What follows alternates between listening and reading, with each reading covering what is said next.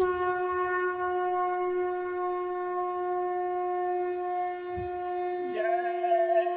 गुरुदेव। जय गुरुदेव।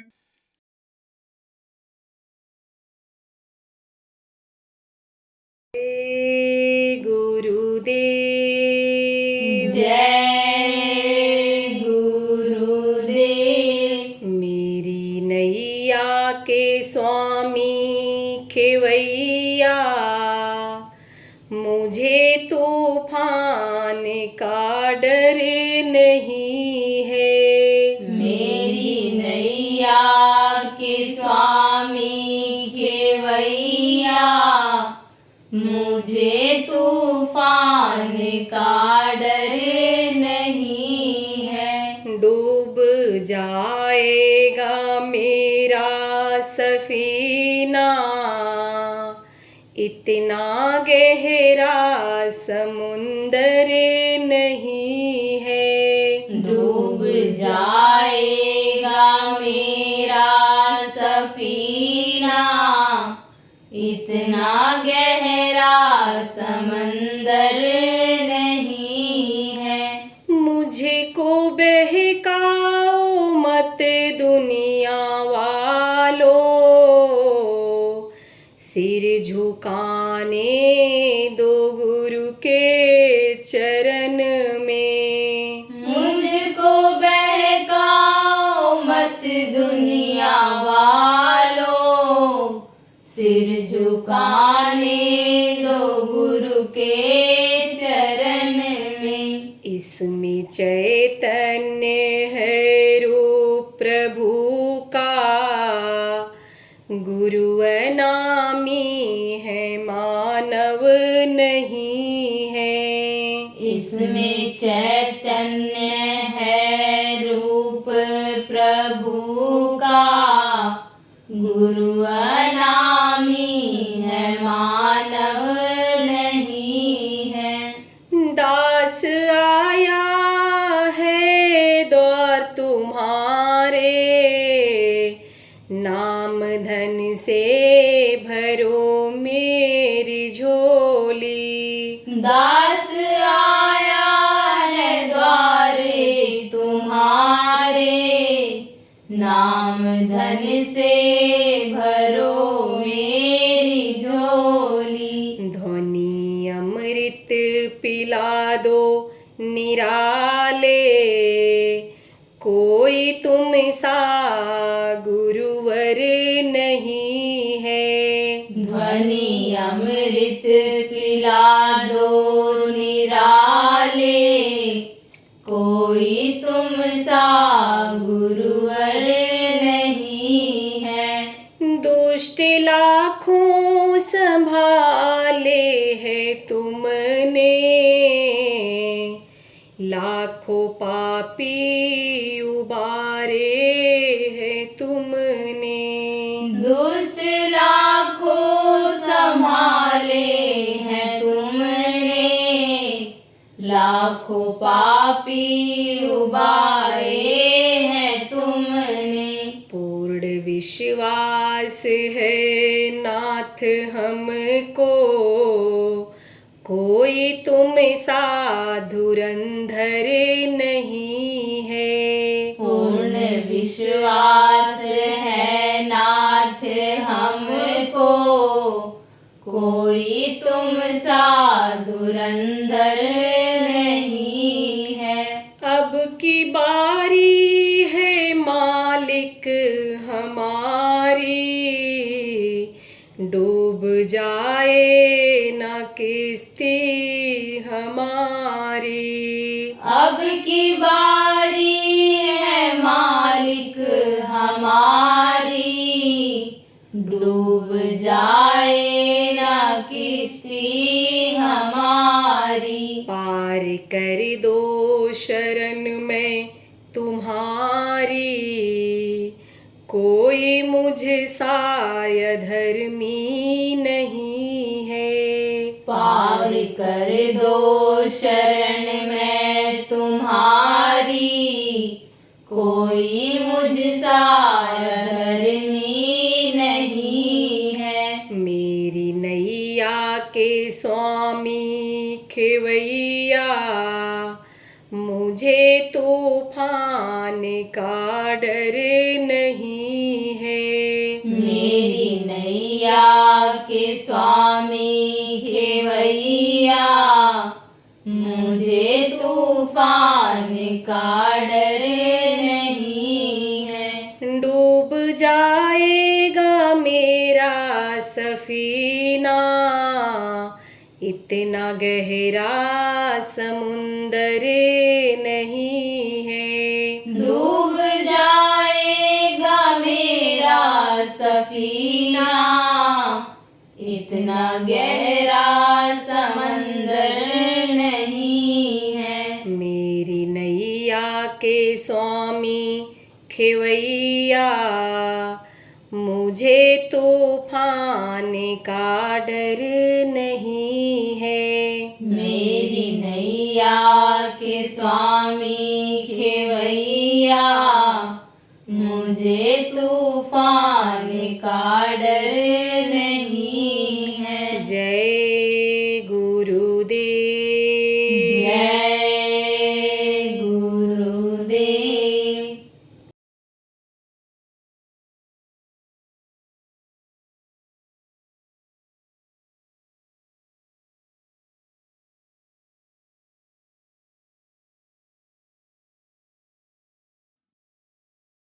राजा जनक का नाम सुना होगा आप लोगों ने। राजा जनक धार्मिक राजा थे। कुछ राजा ऐसे हुए हैं जो बड़े क्रूर थे, जैसे एक राजा रावण था और एक राजा राम थे। दोनों में कितना अंतर रहा।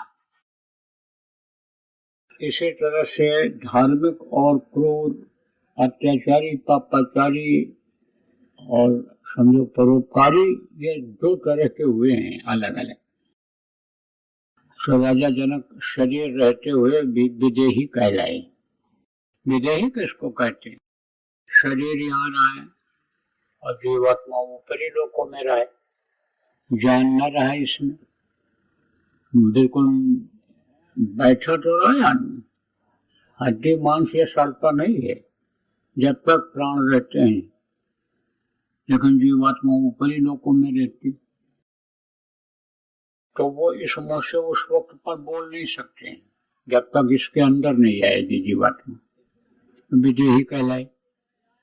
तो उनको परमार्थ की चाह थी, भगवान से मिलने की इच्छा थी।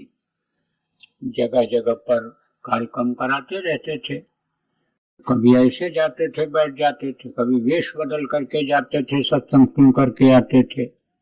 तो उनको जानकारी हो गई कि भगवान की प्राप्ति के बगैर कुछ होने वाला नहीं है, और मनुष्य शरीर इसी काम के लिए मिला है, भगवान की प्राप्ति के लिए।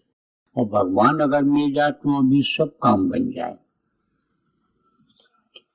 तो अब उनको तलाश करने लगे, लोगों को बुलवाने लगे, तो कोई न बता पावे कि भगवान कैसे मिलेंगे। जानकारी हो तभी तो बताएगा आदमी। तब उन्होंने सोचा, राजा जनक ने, कि हम सभी साधु विद्वानों को बुलावें और उनके सामने अपनी बात को रखें। तो उन्होंने एक सभा का आयोजन किया और ऊंचा मंच बनवाया और सबको बुलाया, और उन्होंने 1000 गाय बुलाया। उनके सींग के ऊपर 20 सरफियां बांध दी और बोले कि जो हमारी शंका का समाधान कर ले जाएगा, बोध करा ले जाएगा, ज्ञान करा ले जाएगा, जो हमको प्रभु से मिलवाएगा, उसको सम्मान में इसको दिया जाएगा, दान में दिया जाएगा। तो आप ये समझो कि कोई बचा न पाया। बताया तो लोगों ने, बोध तो आप ये समझो करा नहीं पाया, लेकिन बताया कि भगवान मिल सकते हैं और भगवान हैं और कण कण में हैं, हर जीव में हैं, हर जंतु में हैं, हर व्यापक सर्वर समाना गोस्वामी जी महाराज ने कहा सब जगह वो व्याप्त है। लेकिन वो मिलेंगे कैसे, दिखाई कैसे पड़ेंगे? उनको तो लोगों ने निराकार बता दिया, क्योंकि वो इन आंखों से दिखाई नहीं पड़ सकते हैं। और इन्हीं दोनों आंखों के बीच में जो आपको बताया गया तीसरी आंख है वो बंद पड़ी है, जिससे उनका दर्शन होता है। तो बंद आंख वाला कैसे बता सकता है कि भगवान को देखा जा सकता है? कहते हैं ना, अंधा गुरु बहरा चेला, दोनों नरक मत चैनम कहना, उदाहरण समझते। तो बता नहीं पाए कोई, बड़ी निराशा हुई। फिर बोले दोबारा फिर अभी इनके रहने खाने की सब व्यवस्था बनाओ और ऐलान करो कि और अगर कोई रह गया हो साधु महात्मा में से जो हमको बोध करा दे, ज्ञान करा दे, तो भी आ जाए, और नहीं तो मैं समझ लूंगा कि किताबों में जो लिखा हुआ है ये झूठा है, ये सच नहीं है। जब इसको कोई सच करने वाला नहीं मिल रहा है तब समझ लो कि ये गलत है कि भगवान को देखा जा सकता है, मिला जा सकता है। तो यह खबर जब लगी तो अष्टावक्र यानी जो बाद में उनके गुरु हुए हैं वो आए। तो उनके अंग टेढ़े थे, हाथ पैर ऐसे था, ऐसे एकदम ऐसे सिकुड़े हुए थे, ऐसी बनावट थी उनके शरीर की। लेकिन जो आत्मा है इस शरीर को चलाती है, उससे इसका कोई संबंध नहीं होता है, कोई भी हो। और अगर ये साधना करे जो प्रेम में आपको बताया गया है तो उसकी तरक्की हो सकती है, भगवान का दर्शन पा सकता है। तो जब वो आए तो मंच पर जाने लगे, सीढ़ी पर चढ़ने लगे, तैसे लोग हंसने लग गए कि ये कौन आ रहा है, बंदर जा रहा है देखो, तरह तरह से लोग कहने लग गए। तो जब वहां वो पहुंचे मंच पर तो सबसे पहले उन्होंने यही कहा, हंसते हुए देखते हुए लोगों को जब हंसते हुए देखा तो सबसे पहले यही कहा कि यहाँ बहुत अच्छे अच्छे मोची बैठे हैं, यह सब मोची हैं।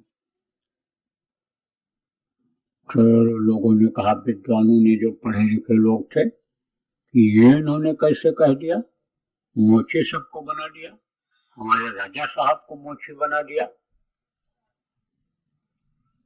कैसे बना दिया? सवाल किया उन्हीं से। तब उन्होंने कहा कि तुम लोगों ने मेरे चमड़े की पहचान किया। चमड़े की पहचान किसको होती है? मोची को होती है। अच्छा चमड़ा खरीद करके लाता है, उसका सामान बनाता है, जूता बनाता है, अन्य चीजों को बनाता है। तो तुमने हमारी चमड़ी को देखा, हमको नहीं देखा कि हम कौन है। अब आप ये समझो कि आप शीशा में मुंह देखते हो, तब कहते हो ये हमारा फोटो है, ऐसे अपना मुंह देख पाते हो? नहीं देख पाते हो। ऐसे अपनी आत्मा को नहीं देख पाते हो जो शरीर को चलाती है, जिसके निकल जाने के बाद राम नाम सत्य लोग बोलने लगते हैं, तो उसको इन आंखों से नहीं देख सकते हो आप। इसी तरह से उन्होंने कहा, तुम लोगों ने हमारी आत्मा को नहीं देखा, हमको नहीं देखा, मैं कौन हूँ, ये मुंह से आवाज कौन निकालता, हाथ पैर कौन चलाता है, सारा काम कौन कराता है, दिल दिमाग कौन सही रखता है, यही जीवात्मा है, उसको तो तुमने देखा नहीं। और हमारे शरीर को देखा है, चमड़ी को देखा, हड्डी को देखा तुमने, ये घुटने हाथ पैर को देखा, ये देखा तुमने, चुप हो गए सब। राजा ने कहा, भाई बड़े मार्के की बात कह रहे हैं। तो राजा ने सवाल करना शुरू किया और वो जवाब देने लग गए। तो राजा बहुत संतुष्ट हुए, राजा को संतोष मिला, संतुष्टि मिली। फिर उन्होंने सवाल किया कि भगवान है? बोले है, भगवान है। तो भगवान से मिला जा सकता है, देखा जा सकता है? बोले हाँ, देखा जा सकता है, मिला जा सकता है। राजा ने कहा मिला जा सकता है, मिला जा सकता है, देखा जा सकता है, तो कैसे देखा जा सकता है? उन्होंने कहा उपाय के द्वारा। उपाय के द्वारा, उपाय करोगे तब वो मिलेगा, दिखाई पड़ेगा।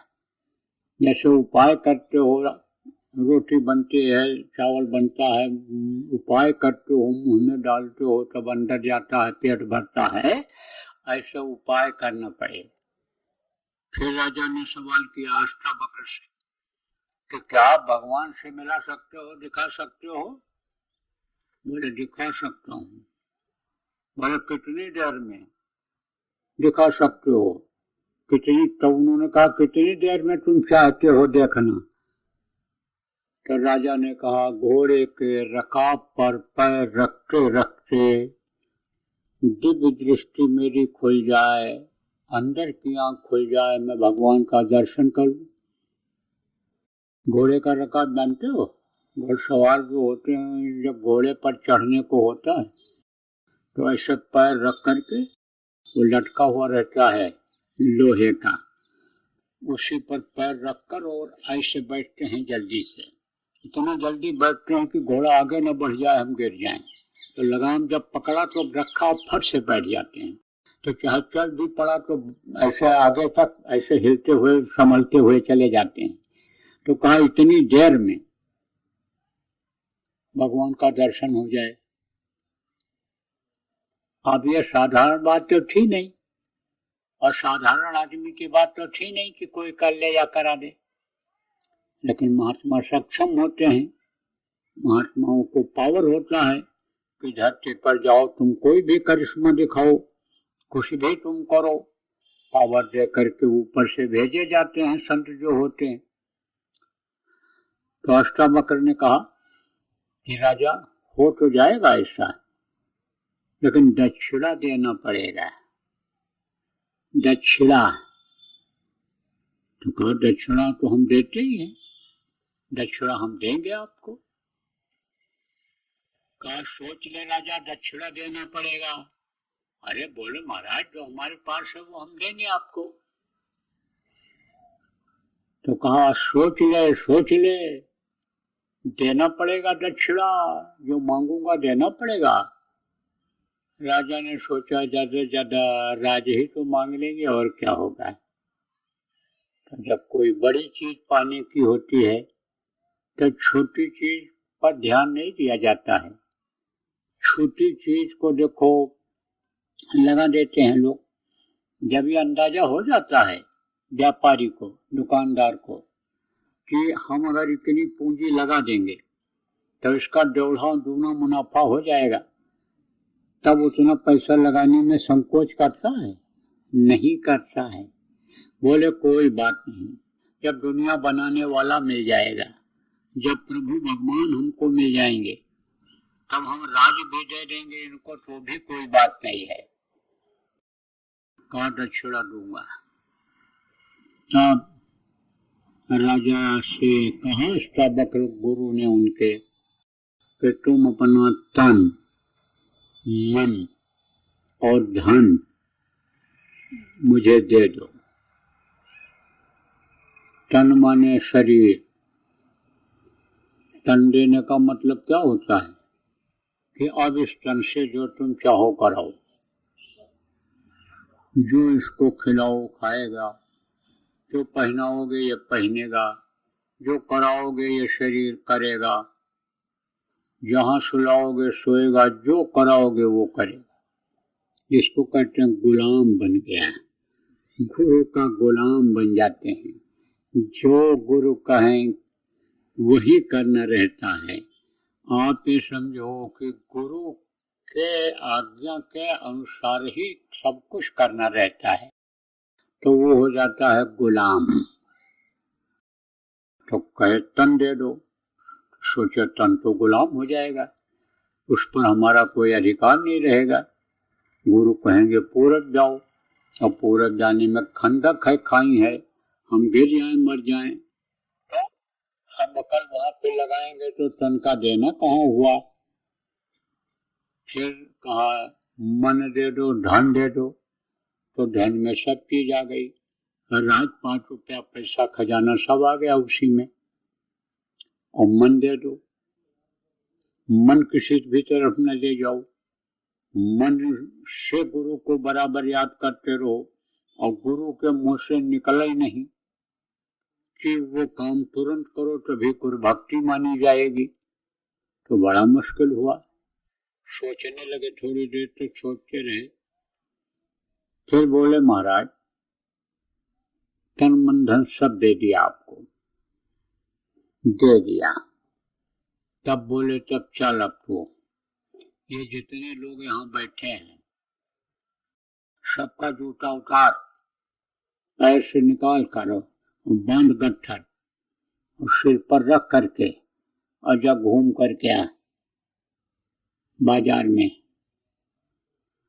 अब एक राजा जिसका जूता एक पैर का एक आदमी, दूसरे पैर का दूसरा आदमी उतारता था, उसको सबका जूता उतार करके और जिस सिर पर ताज लगा हुआ है हीरे मोती जवाहरात का, उस सिर पर जूता रख करके, और जहां पर सलाम करते लोग खड़े हो जाते हाथ जोड़ करके झुक करके बाजार में, जब राजा निकलता था वहां घूमने के लिए कह दिया, तो ये कोई मामूली बात नहीं थी।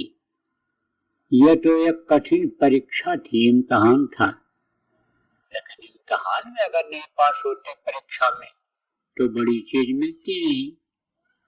तब उन्होंने कहा ठीक है, कोई बात नहीं, मान सम्मान इज्जत का कोई अब परवाह नहीं है, अब तो गुरु के आदेश का पालन करना ही पड़ेगा। तब बांधा गट्ठर और गए घूम करके आए। अब कुछ लोग तो देख कर मुस्करा रहे हैं, अब कुछ लोग आश्चर्य में पड़े हैं हो क्या रहा है। और राजा एक देखो कोबड़े महात्मा के कहने पर ये सब काम कर रहा है। अलग अलग अकल, अलग अलग बुद्धि वाले लोग होते हैं।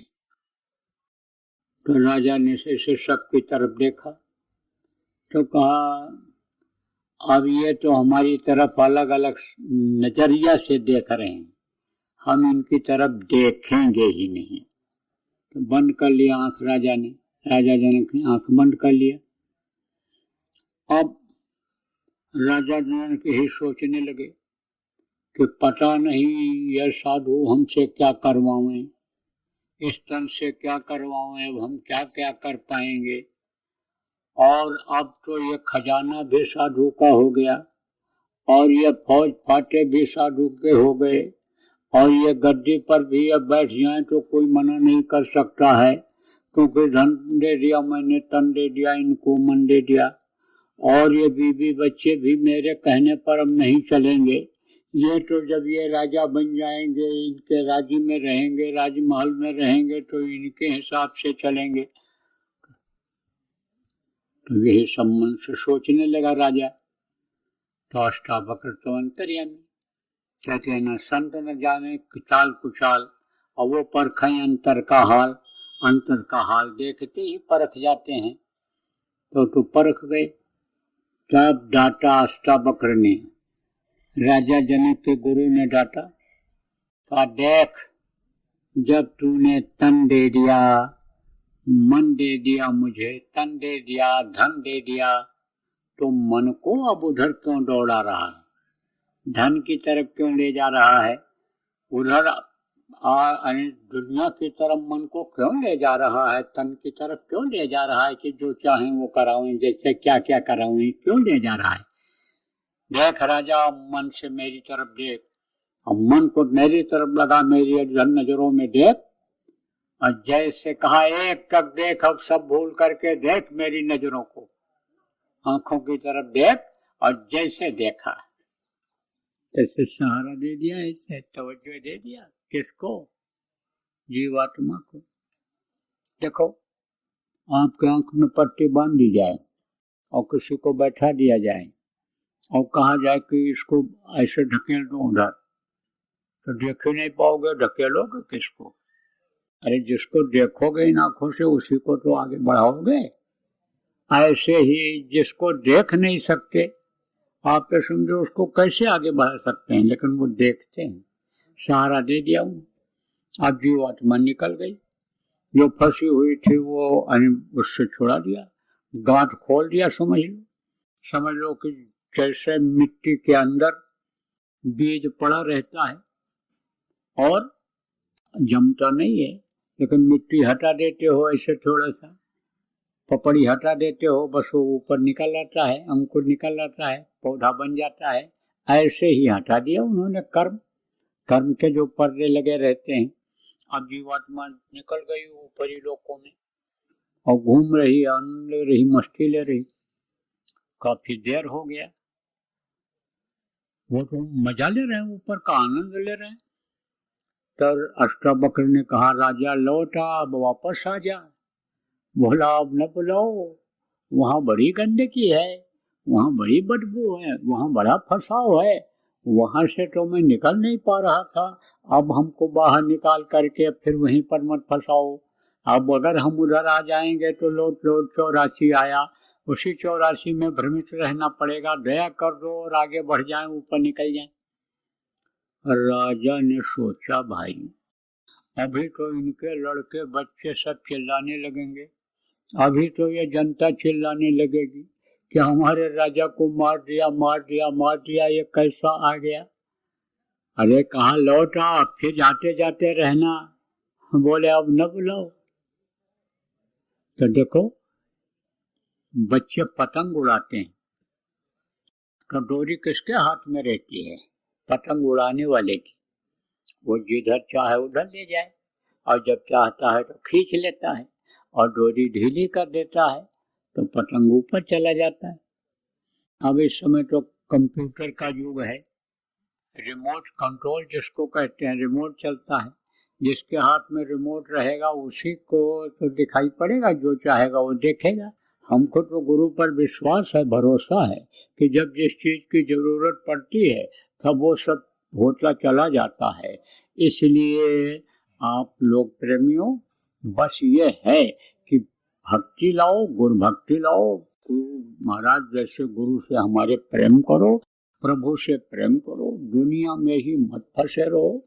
दुनिया का सब काम करते हुए थोड़ा समय निकाला करो इन सब अच्छे कामों के लिए भी, परमार्थ के लिए भी, अपनी आत्मा के कल्याण के लिए भी।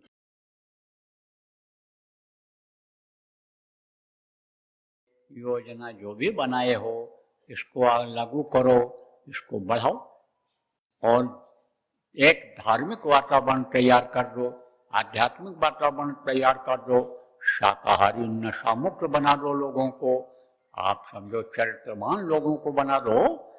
जब ऐसा समाज बन जाएगा तब समझो कि कलयुग पर आपको विजय मिल जाएगी।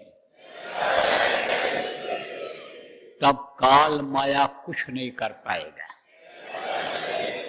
जब आपके अंदर निर्मलता आ जाएगी, लोगों के अंदर निर्मलता आ जाएगी, गंदगी जब साफ हो जाएगी, तब आप ये समझो कि तन मन से सच्चा रहे और सदगुरु पकड़े बांह। गुरु महाराज जो काम छोड़ करके गए उस काम को पकड़ लो, वही गुरु का बांह पकड़ना हुआ, वही गुरु उसी का बांह पकड़ेंगे। जय गुरुदेव। सरकारी व गैर सरकारी अनुदान के लिए बिना सत्संगियों के सहयोग द्वारा जनहित के कार्यों में लगी हुई बाबा जय गुरुदेव धर्म विकास संस्था का मुख्यालय पिंगलेश्वर रेलवे स्टेशन के सामने मक्सी रोड, उज्जैन, मध्य प्रदेश में है। यहाँ पर सत्संग व नामदान का कार्यक्रम होता रहता है। अतः आप श्रोताओं से अनुरोध है कि बाबा उमाकांत जी महाराज के आश्रम उज्जैन एक बार परिवार सहित जरूर पधारिएगा। आपके सुझाव के लिए व्हाट्सएप नंबर 9575600700। जय गुरुदेव, जय गुरुदेव।